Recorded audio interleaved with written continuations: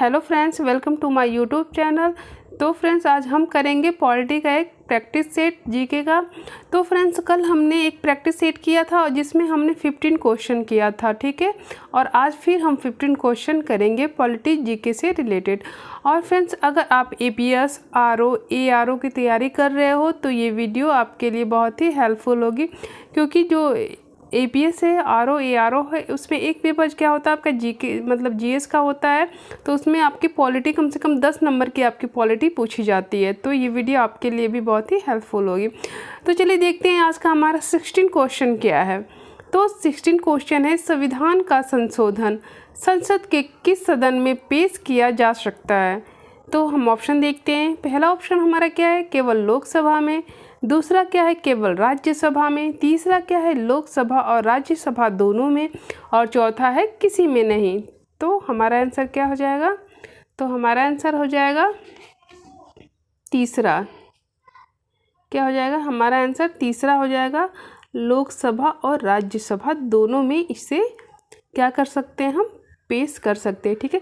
अगर संविधान संशोधन की बात करें तो ये हमारे अनुच्छेद 368 में बताया गया है और भाग 20 में क्या किया गया है, इसका उल्लेख किया गया है। किसका, तो संविधान के संशोधन का। और संविधान के संशोधन जो संसद में पेश किए जाते हैं वो कब एक कानून बनते हैं, तो जब एक राष्ट्रपति उस पर साइन कर देता है तो वो एक क्या होते हैं, वो एक कानून के रूप में उल्लेखित हो जाता है। तो ठीक है, तो संविधान के संशोधन का जो सदन किस सदन में पेश किया जाता है संसद के, तो हमारे लोकसभा और राज्यसभा दोनों में हम पेश कर सकते हैं। चलिए देखते हैं नेक्स्ट क्वेश्चन। यूपीएससी का नया चेयरमैन कौन नियुक्त करता है। तो ऑप्शन क्या हमारे, प्रधानमंत्री, दूसरा है राष्ट्रपति, तीसरा है उपराष्ट्रपति और चौथा है लोकसभा स्पीकर। तो कौन करता है, तो हमारे ये राष्ट्रपति करते हैं, ठीक है। ठीक है, और प्रधानमंत्री नहीं करते हैं, उपराष्ट्रपति भी नहीं, लोकसभा स्पीकर भी नहीं। कौन करते हैं, तो हमारे राष्ट्रपति क्या करते हैं, यूपीएससी के चेयरमैन को नियुक्त करते हैं। चलिए देखते हैं नेक्स्ट क्वेश्चन। अंडमान एवं निकोबार द्वीप पर निम्नलिखित उच्च न्यायालयों में से किसका एक क्षेत्राधिकार है। तो किसका है, तो ऑप्शन देखते हैं। आंध्र प्रदेश का, दूसरा है मद्रास का, तीसरा है कलकत्ता का और चौथा है क्या, उड़ीसा का। तो हमारा आंसर हो जाएगा तीसरा, कलकत्ता का क्या है, एक क्षेत्राधिकार है। चलिए देखते हैं नेक्स्ट क्वेश्चन। बिना विधानसभा का सदस्य निर्वाचित हुए कोई मंत्री किस समय तक पद पर बना रह सकता है। तो ऑप्शन देखते हैं हम। पहला है 1 वर्ष, दूसरा है 3 वर्ष, तीसरा है 3 माह और चौथा है 6 माह। तो इसका आंसर हो जाएगा क्या, चौथा, 6 महीने तक वो अपने पद पर बना रह सकता है, ठीक है। विधानसभा की हम बात करें तो इसका उल्लेख कौन से अनुच्छेद में है, तो 170 में क्या है, इसका उल्लेख किया गया है। और इसके सदस्य संख्या की हम बात करें तो इसकी सदस्य संख्या 500 से अधिक नहीं होनी चाहिए, 500 से अधिक नहीं होनी चाहिए और 60 से कम भी नहीं होनी चाहिए, ठीक है। और विधानसभा को हम निचला सदन के नाम से भी जानते हैं। क्या, निचला सदन के नाम से भी हम इसे विधानसभा को जानते हैं। और इसका उल्लेख कितना है, अनुच्छेद 170 में क्या किया गया है, इसका उल्लेख किया गया है। चलिए देखते हैं नेक्स्ट क्वेश्चन क्या है हमारा। निम्नलिखित में कौन भारत के राष्ट्रपति की इच्छा तक ही पद पर बने रह सकते हैं। तो हम ऑप्शन देखते हैं। राज्यपाल, दूसरा है उच्चतम न्यायालय की न्यायाधीश और तीसरा है निर्वाचन आयुक्त, ठीक है। तो हमारा आंसर क्या हो जाएगा, पहला ऑप्शन राज्यपाल, ठीक है। राज्यपाल जो हैं ये राष्ट्रपति की इच्छा तक उनके पद पर बने रह सकते हैं और इसकी नियुक्ति भी कौन करते हैं, राष्ट्रपति ही करते हैं। और उच्चतम न्यायालय के न्यायाधीश की नियुक्ति भी कौन करेंगे, तो हमारे राष्ट्रपति करेंगे। निर्वाचन आयुक्त की भी नियुक्ति कौन करेंगे, तो राष्ट्रपति करते हैं। और लोकसभा के अध्यक्ष का जो मतलब निर्वाचन होता है ये लोकसभा के सदस्य ही करते हैं। किसके, लोकसभा सदस्य करते हैं लोकसभा अध्यक्ष का निर्वाचन। चलिए देखते हैं नेक्स्ट क्वेश्चन।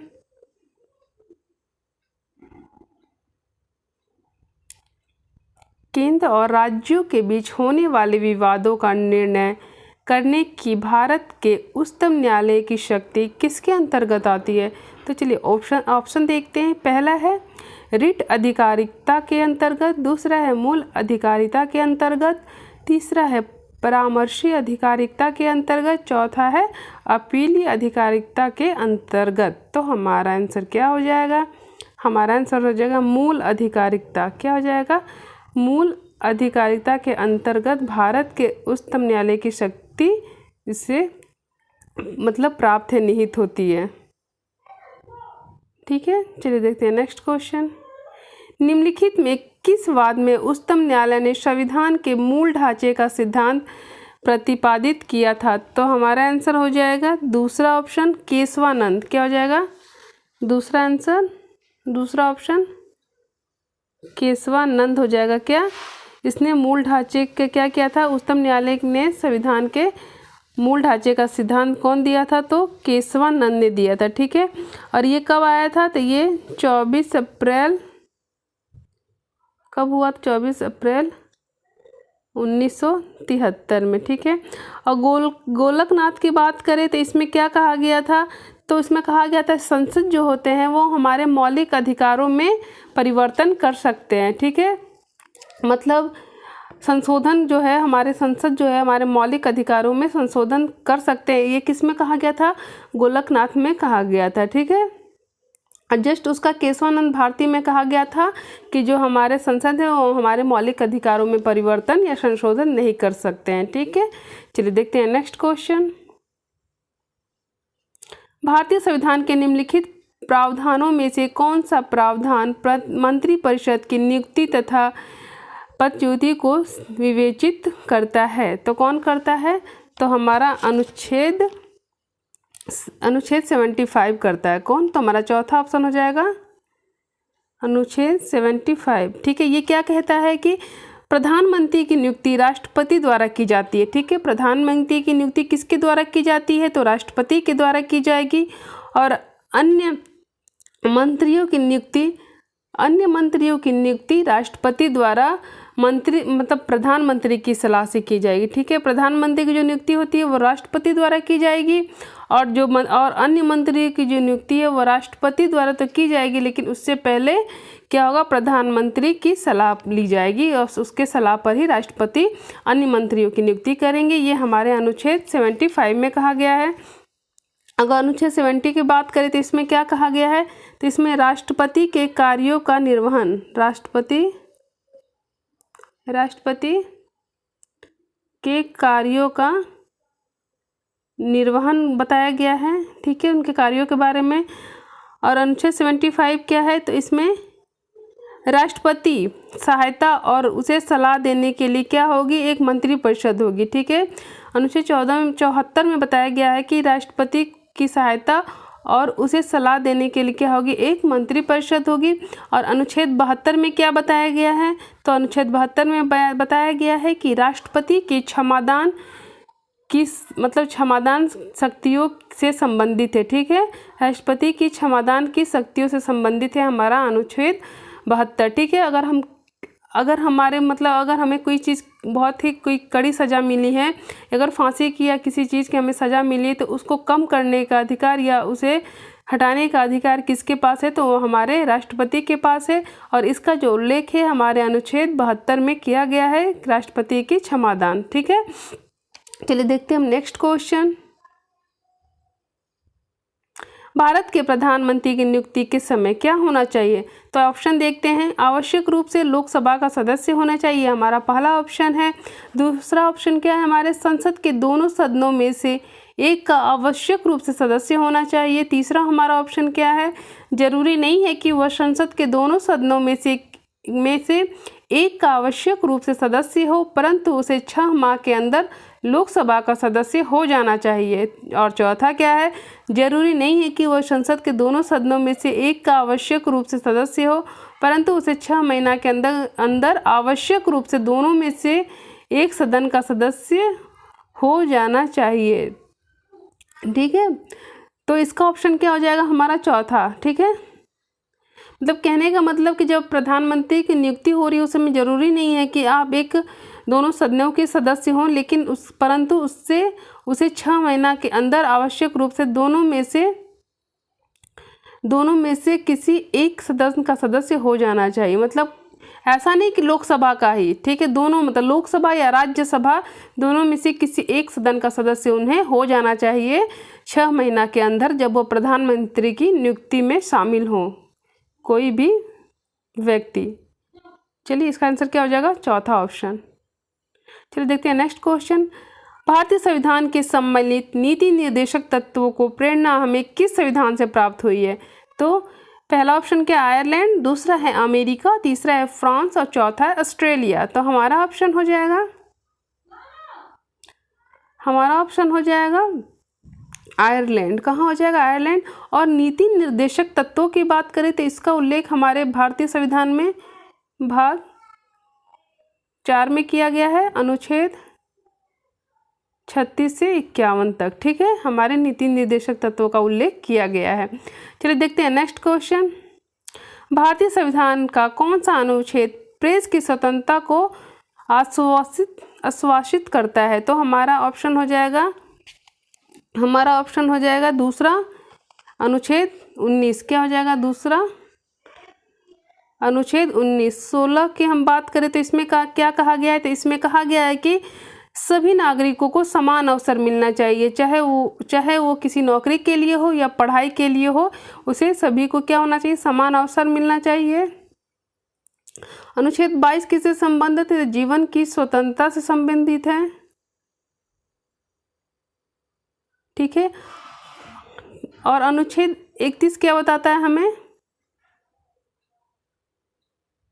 अनुच्छेद 31 क्या बताता है? तो इसमें यह कहा गया है कि किसी व्यक्ति की संपत्ति तब तक नहीं छीनी जा सकती जब तक ऐसा करने का कोई कानूनी अधिकार नहीं हो। अनुच्छेद 31 हमें ये बताता है कि किसी भी व्यक्ति की संपत्ति को हम तब तक नहीं छीन सकते जब तक ऐसा कोई कानूनी अधिकार न दिया गया हो।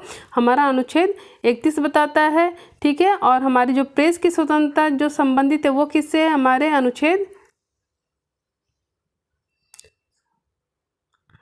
अनुच्छेद 19 से संबंधित है। किससे? 19 से संबंधित है। चलिए देखते हैं नेक्स्ट क्वेश्चन। निम्नलिखित में कौन सही सम्मिलित नहीं है? तो कौन सी नहीं है? तो ऑप्शन देखते हैं। नागरिकता संविधान के भाग 2 में है, ये बिल्कुल सही है। मौलिक अधिकार संविधान के भाग 3 में है, ये बिल्कुल सही है। और मौलिक कर्तव्य संविधान के भाग 6A में है, ये गलत है। क्या है? यही हमारा क्या है? गलत है। मौलिक कर्तव्य किस में है? तो हमारे भाग 4A में है, ठीक है। और कहाँ से? 51, ये क से स्टार्ट है हमारा अनुच्छेद 51 क हमारा मौलिक कर्तव्य है, ठीक है। चलिए देखते हैं नेक्स्ट क्वेश्चन। भारत में उपनिवेशी शासन के संदर्भ में 1883 में इल्बर्ट बिल का उद्देश्य क्या था? तो ऑप्शन देख लेते हैं हम। जहाँ तक अदालतों को दंडित अधिकारिता का संबंध था, भारतीय तथा यूरोपीय लोगों को बराबरी पर रोकना। दूसरा क्या था? देसी प्रेस की स्वतंत्रता पर कड़ा अंकुश लगाना, क्योंकि उसे उपनिवेशी शासकों का विरोधी समझा जाता था। तीसरा क्या था? प्रशासनिक सेवा परीक्षाएं भारत में करवाना, ताकि देसी भारतीयों को उसमें बैठने के लिए प्रोत्साहित किया जा सके। चौथा क्या था? शस्त्र एक्ट में संशोधन कर देसी भारतीयों को शस्त्र रखने की अनुमति देना। चलिए देखते हैं नेक्स्ट, देखते हैं इसका ऑप्शन क्या होगा। तो हमारा इसका ऑप्शन होगा पहला, जहां तक अदालतों को दंडित अधिकारिता का संबंध था, भारतीय तथा यूरोपीय लोगों को बराबरी पर रोकना। हमारा इसका पहला ऑप्शन हो जाएगा, ठीक है। क्या हो जाएगा? पहला ऑप्शन हो जाएगा 28 का। चलिए देखते हैं नेक्स्ट क्वेश्चन। निम्नलिखित में से कौन अगस्त 1946 ईस्वी में गठित प्रथम अंतरिम राष्ट्रीय सरकार का सदस्य नहीं था? तो कौन नहीं था, तो हमारा ऑप्शन देखते हैं हम। सी राजगोपालचारी, दूसरा था डॉक्टर राधाकृष्णन, तीसरा था डॉक्टर राजेंद्र प्रसाद, चौथा था जगजीवन राम। तो हमारा ऑप्शन क्या हो जाएगा, तो जो डॉक्टर एस राधाकृष्णन थे वो क्या थे, वो अंतरिम राष्ट्रीय सरकार के सदस्य नहीं थे। और डॉक्टर राजेंद्र प्रसाद की बात करें तो ये संविधान सभा के अस्थाई अध्यक्ष थे। ठीक है, चलिए देखते हैं नेक्स्ट क्वेश्चन। निम्नलिखित में किस अधिनियम के अंतर्गत भारतीय विधान परिषद को बजट पर बहस करने की शक्ति प्राप्त हुई? ठीक है, तो हमारा ऑप्शन क्या हो जाएगा, पहला भारत शासन अधिनियम 1919, दूसरा क्या है भारतीय परिषद अधिनियम 1892, तीसरा क्या था भारतीय परिषद अधिनियम 1861 और चौथा क्या था भारतीय परिषद अधिनियम 1909। तो हमारा आंसर हो जाएगा इसमें दूसरा, भारतीय परिषद अधिनियम 1892। क्या हो जाएगा दूसरा, भारतीय परिषद अधिनियम 1892 को भारतीय सभा परिषद को बजट पर बहस करने की शक्ति प्राप्त हुई थी। तो फ्रेंड्स आज के लिए बस इतना ही। तो फ्रेंड्स कल फिर हम ले आएंगे एक पॉलिटी जीके की आपकी प्रैक्टिस सेट। ठीक है, और अगर आप एपीएस आरओ एआरओ की तैयारी करते हो तो आप प्लीज़ कमेंट बॉक्स में लिख के बताओ मुझे कि आपको कैसी वीडियो चाहिए। जीएस की आपकी पॉलिटी तो मैं करा ही रही हूँ, आपको हिस्ट्री की चाहिए, जियोग्राफी चाहिए, हिंदी या कंप्यूटर्स, आप जो जिस सब्जेक्ट का बोलोगे उसका मैं आपको प्रैक्टिस सेट कराऊंगी। ठीक है, तो फ्रेंड्स आज के लिए बस इतना ही। कल फिर मिलेंगे एक नई प्रैक्टिस सेट के साथ पॉलिटी की। ठीक है, ओके बाय, थैंक यू। अगर मेरी वीडियो आपको अच्छी लगी तो प्लीज़ मेरे चैनल को क्या कीजिए, सब्सक्राइब कीजिए, अपने दोस्तों के साथ प्लीज़ शेयर कीजिए। Okay bye, thank you.